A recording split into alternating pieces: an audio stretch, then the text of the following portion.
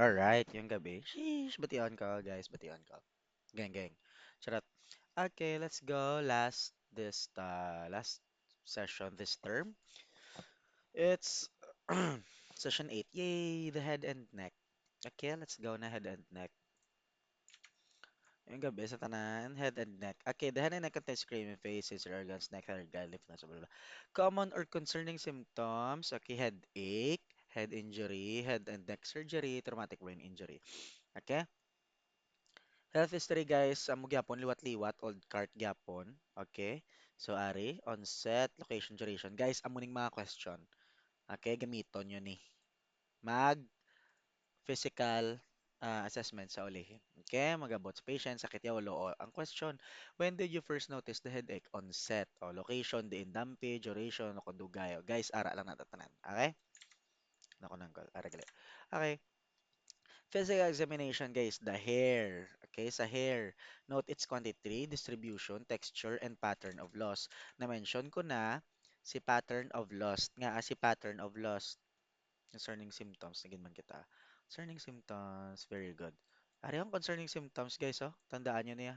Apat ni. Magwa na sa exam.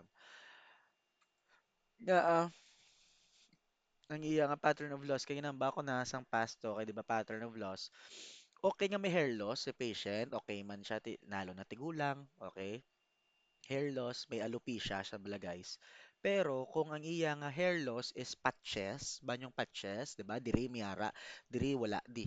Diri miari di buhin, diri mi gamay di nga buhin, diri miari di wala. Dumuna bala meaning amo na victim siya sang domestic abuse or ginasakit siya kaya syempre may ano hair loss bala meaning gaka pakit iya buhok sa butong-butong guro ginasakit. Mana, the scalp note for scaliness, lymph nodes, nevi, or other lesions. The skull, okay, the skull. The skull note for any deformities, okay. Amo na di ba naman bala naton, agyan naton, gid ba? Pag tapos inspect, palpate, o kaptan naton, o kung may deformities, may depressions, okay. Lumps or tenderness note also for irregularities in the normal skull. Face, note for facial expression in contours, note for asymmetry, okay? Involuntary movements, edema, and masses sa neck, okay? Sa texture, thickness, hair distribution, and lesion. Okay, lymph nodes, guys, i-read nyo lang, tandaan nyo lang ang sa lymph nodes. Pre-auricular, magabita auricular, auricle is sa ear. Posterior, superficial, occipital, dire sa likod na, tonsil, dire, submandibular, dire, submental, are yung midline, fusum behind the lips of the mandible, are na. Superficial cervical, posterior cervical, deep cervical, supraclavicular. Next, trachea, thyroid gland, inspect, palpate. Nan. Thyroid gland. Okay, dire. Health promotion and counseling, ari lang. May harap managuro. The eyes, okay. The eye is a sensory organ of vision and has many critical components, including the cranial nerves. Guys, si cranial nerves, guys, i-anon tama na magdugay. Okay? Ipaagyan man na naton. During the assessment, various signs, symptoms, and changes in the eye, blah, blah, blah. Okay, family history, guys. Mag-question na kamo sa patient. Do you have a family of congenital eye disease, cataracts, glaucoma, macular degeneration, or diabetes? Okay? Sa lifestyle habits, makoton nyo man, do you smoke? Do you wear sunglasses? Smoking nga, syempre, mag-smoke guys, nagagamay ang blood vessels. Okay? So, sa mata na to may blood vessels. Ikaduwa, chemical di ba? Chemical ng smoke mo tigaigo sa mata, syempre, gakabalda ang mata kung gaka-expose sa chemical. Do you use goggles or protective eyewear when, okay, are you on medications, drugs that draw out the eye? Health history changes in vision, hyperopia, presbyopia, myopia, scotomas, strabismus, red, red, discharge tearing lesions, photophobia, diplopia, double vision. Ang ang ano bala, ang strabismus, ang tamo ng lulibat, ni man libat, pero duga lain bala tulok sa isa ka mata or wala sila, wala ang convergence bala sang mata. Dapat gatulok mo na, di ba? Iyaya diring isa gatulok, diring isa, na bala. Okay? That's your strabismus. Next is itching, pain, edema, visual disturbances. Okay, sa eye history, guys, do you have any past history, and blah, blah, blah. Guys, same naman yung questions, di ba? Strabismus, amblyopia, cataracts. Okay, same naman. Sa physical examination, ari na din mag-physical examination kita. Sa eye pa lang kita ha, eye vision test na. Tandaan, sa vision test, magwa sa exam. Okay, distal, magawa kita distal, distance, magawa kita distance, layo. Okay? Next, Snellen chart. Kita niyo ng Snellen chart na magpa-medical ka mo, di ba? Ang E na bla, tapos may letters sa dalom. That's your Snellen's chart. Okay? Snellen's chart. Lain man niyang E, guys, nga E chart na bala nga damo E karon lang na. Okay? Pero same lang na sila distal, pero may explanation na nga ang E chart ginagamit man, pero mostly ginagamit ang E chart sa mga hindi gid makabasa bla or no read no write. Hindi man mga pero do wala sila bla kay changes ang letters. Kaya kita are for example E, F, P balanta na.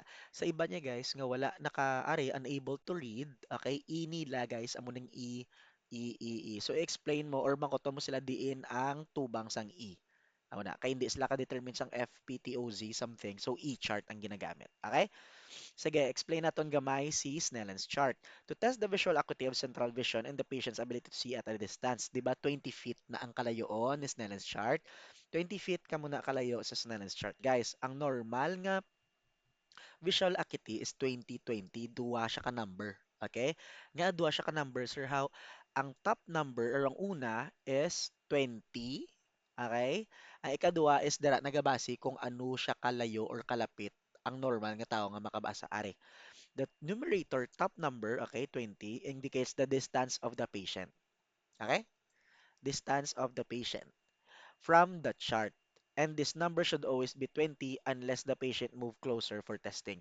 So meaning 20 gid una permi. Kaya muna ang normal nga babasahan sang amo na ang normal nga babasahan sang tao. Pero ang 40, the denominator is the distance which a normal eye can read the line of letters. So ari explain ko. 20, di ba ang normal vision is 20/20? Okay? 20/20. Ang taho nga sa 20 feet kalayo, okay? Mabasahan sang tanan nga tao is 20/20 kung normal ha, kung normal. Okay? Sa 20/40, example na lang, ang 20/40 guys, ang 20, amo na ang normal nga, sorry, amo na ang mabasahan mo. Hari na lang. 20/20. Hala, budla siya explain kung wala ko blackboard, sorry. So 20/20 is normal. Tandaan na, 20/20 normal. Magaba kita 20/40, guys, ang mabasahan mo sa 20 nga na, okay? Sa 20 feet, 20 feet ha, 20 feet ang basihan ha. Mabasahan sang taho sa 40 feet, okay? Amo na ka 20/40, meaning kinanlan mo magpalapit pagid another 20 feet para mas mabasahan mo siya. Meaning ang normal nga tao nga 40 feet mabasahan niya, sa 20 feet mo siya mabasahan. So 20/40 siya. Sige lang pa-explain lang sa akong liwat sunod. Pero amo na siya. Okay, ang gist dara, mabasahan sang tao, mabasahan mo siya within 20 feet, ang tao nga mabasahan sang 40 feet. So meaning kinahanglan mo pampalapit kay nga ano gani aton nga vision test ni distal. So meaning ang kalayoon. So kinahanglan mo pa magpalapit. Okay? Next, E-chart. Same lang man sila sang Snellen's chart. Sorry, hindi wala ko siya na-explain maayos si Snellen's guys. Kay Budlay siya explain. I don't know. I-explain ko lang liwat sukta lang ko. Okay? E-chart, same lang man. Okay? Next si near, kay bangod nga kagina, ang distance, di ba ang kalayoon, mo tong 20, 40. Okay? So 20/20 ang normal. Si near ya, ang palapit-lapit naman. Okay? So ano ang mga letters nga ginagamit? Gagmay. Okay? So may ginatawag kita nga Yeager. Example is Jaeger, held 14 inch away from the eyes, blah, blah, blah. Na.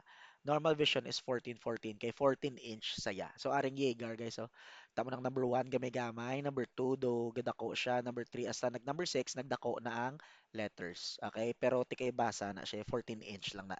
Unlike sa distal to, nga Snellen's chart, nga 20 feet gid, iniya, near sighted. Near test siya.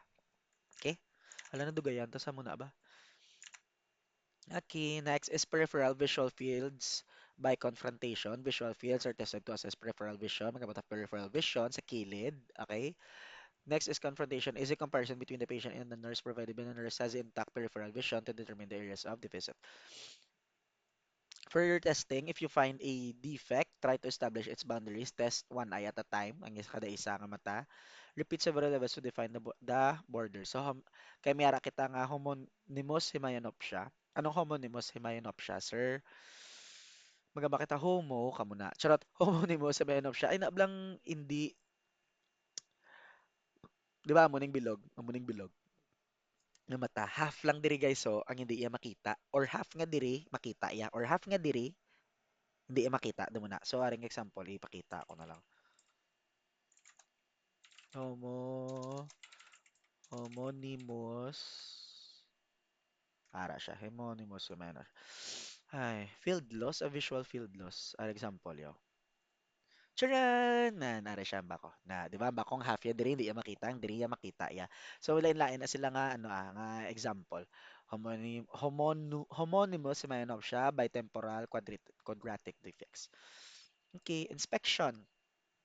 Mag-inspect na kita, di ba maganda ko to inspect, ginalantaw, o eyebrows, noting their quantity and distribution and any scaliness, eyelids, palpable fissures, open or between the upper and lower eyelids, edema of eyelids, color, lesions, blah, blah, lacrimal apparatus, conjunctiva and sclera. Inspect ni guys ha, paano mag-inspect? Iris using a light shining from the temporal side. Note for a crescentic shadow on the medial side of the iris. Pupil, ano ang pupil? Estudyante. Charot, anong pupil guys? Tamo ng itom sa mata na bala. Na, nara siya, na kung pila ka mm. In dim light, inspect the size, shape, and symmetry of each pupil. Of course, kay nga may ara gid man nga symmetrical pero amo na siyang gina-check blasang doktor kung patay na ang patient, so amo na symmetrical. Measure the pupils with a guide such as a card or a flashlight with black circle of various sizes to facilitate measurement. Extraocular muscles, ang extraocular muscles maagyan ni naton sunod sa 12 cranial nerves, okay, pero subong ang hapaw lang anay kay padalman tama na sa sunod. Next, extraocular muscles. Test the six extraocular movements. Ano ang six nga na? Making a wide H in the air. Lead the patient's gaze. So, for example, kamong patient, okay, ma'am, di na di ballpen. Ari ballpen ni. Kay sorry, kay husay lang nakita. O di. Okay. So, for example, ma'am, ari ha, tulokon ta.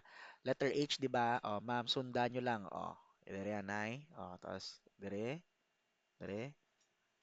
Tapos, dire naman, tunga, balik naman dire.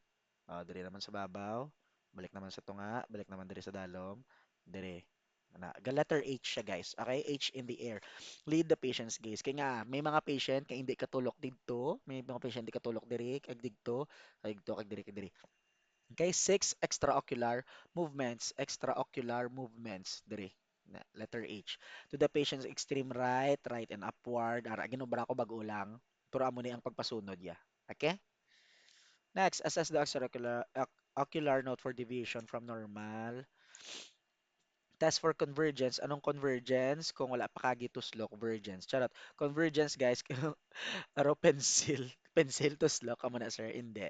Convergence kay nga paano ang pagpasunod? Gin-mention ko naman kagina no. Na pagpasunod kay nga iban nga mata magtulok amo ni palayo o palapit nan. Ang iban nga mata guys wala siya ga tulok. Ang iyaya nga mata gatulok sa piyak to, ang isa lang nagasunod. For example kamo, ay sir ma'am, pwede lang tawon nyo ang comb or ang husay, sundan nyo din sang mata nyo na amat-amat palapit na yun. Nan, amo na. Corneal light reflex, sugaan mo lang ang mata kung naga-reflect, amo na naga-reflect bala ang mata kay 'di ba sugaan mo mega reflect na. Nan cover uncover eye test, ang tabunan mo kung pagtabo nyo guys nga nagasala ning isa, naga-strabismus siya, amo na. May reveal a slight or latent muscle imbalance not otherwise seen. Okay? Vertigo, spinning, blah blah blah. Ophthalmic examination, gagamit kita ophthalmoscope, health promotion. Ay, very good. Tapos na. Guys, tandaan, ang vertigo, spinning, and moving feeling. Okay. Gwa sa exam. Ari di ako. Ara siguro sa exam magwa siya. Ang vertigo, bala. Wala talang siya na agyan. Pero ara siya sa head. Ano tawag sa vertigo? It's your spinning and moving feeling, the vertigo.